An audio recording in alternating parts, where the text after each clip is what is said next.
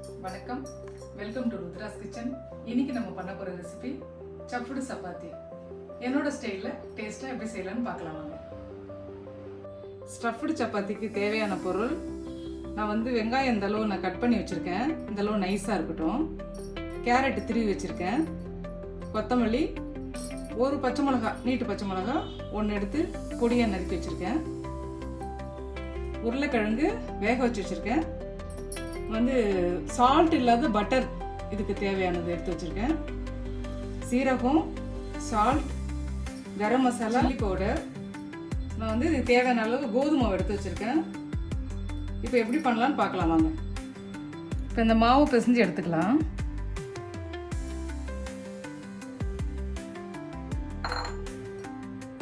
கொஞ்சமாக சால்ட் போட்டுடலாம்.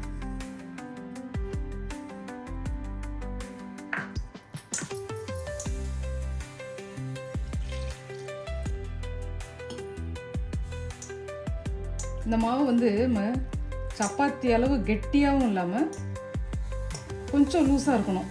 இதுக்கு இப்போ நம்ம இந்த அளவு பிசைஞ்சிட்டோம் பாருங்க, இந்த அளவு லூஸாக இருக்கணும். இப்போ கொஞ்சமாக ஆயில் நம்ம மேலே லைட்டாக எண்ணெய் தடவி ஒரு 15 நிமிஷம் மாவு ஊறட்டும். கொஞ்சமாக எண்ணெய் போட்டுக்கலாம்.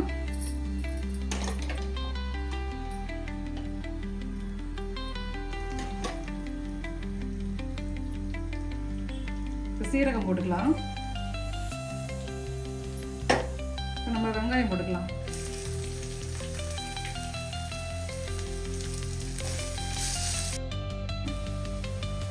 இப்போ இந்த கேரட் போட்டுக்கலாம்.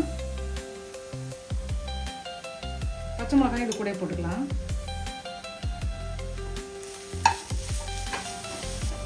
இது இந்த ஈரம் போகிற அளவுக்கு வதக்கலாம்.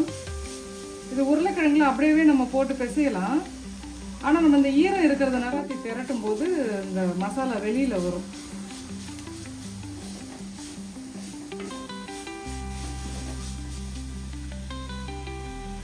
இப்போ இந்த மசாலா கூட கொஞ்சமாக சில்லி பவுடர் போட்டுக்கலாம்.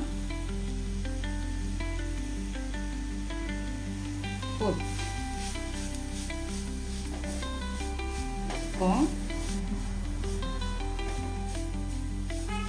நம்ம ஒரு பச்சை மிளகாய் போட்டிருக்கோம், கொஞ்சமாக சில்லி பவுடர். உங்களுக்கு காரமாக நீங்கள் சாப்பிடுவீங்கன்னா கொஞ்சம் போட்டுக்கலாம், இல்லைன்னா இந்த காரமே போதும். இப்போ நம்ம உருளைக்கிழங்க நல்லா மேஷ் பண்ணி வச்சுருக்கோம். இப்போ இது கூட கரம் மசாலா, கொஞ்சமாக சால்ட்,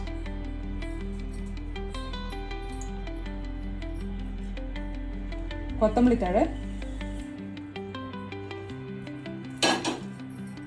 இப்போ நம்ம வதக்கணும் இல்லையா, இந்த வதக்கினதை நம்ம இதில் போட்டுக்கலாம்.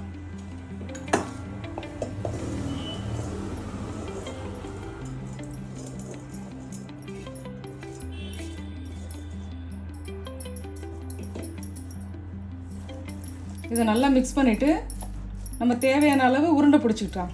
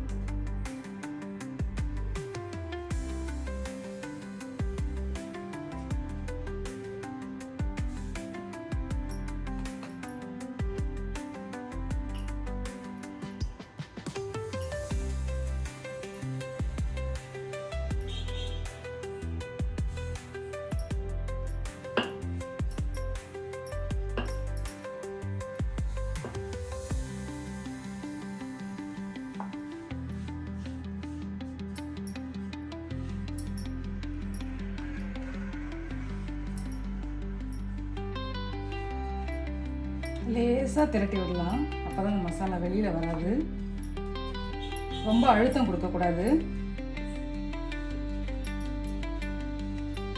நான் எடுத்துருக்கிற இந்த அளவுக்கு திக்கான மாவு எடுத்தால் தான் அந்த பூர்ணம் வெளியில் வராது.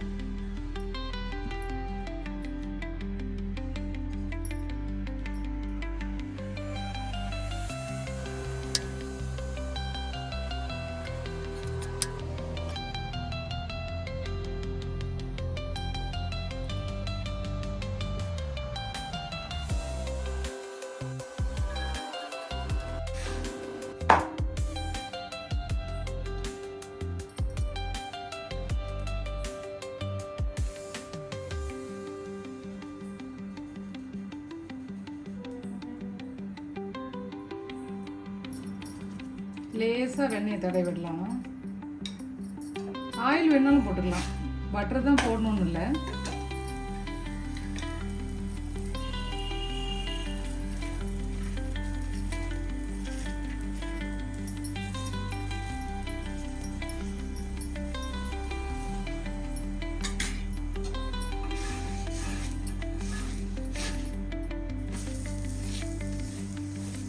ஸ்டஃப்டு சப்பாத்தி ரெடி ஆகிடுச்சு.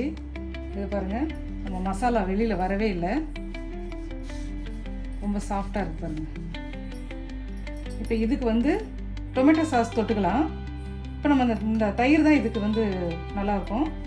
இது நம்ம ரெடி பண்ணுறோம் பாருங்கள். இதை வந்து கொஞ்சமாக சுகரு, ஒரு பீஸ் சால்ட்டு, கொஞ்சம் ஆனியன், கொஞ்சம் கேரட், கொஞ்சம் பச்சை மிளகாய், கொஞ்சம் மல்லி.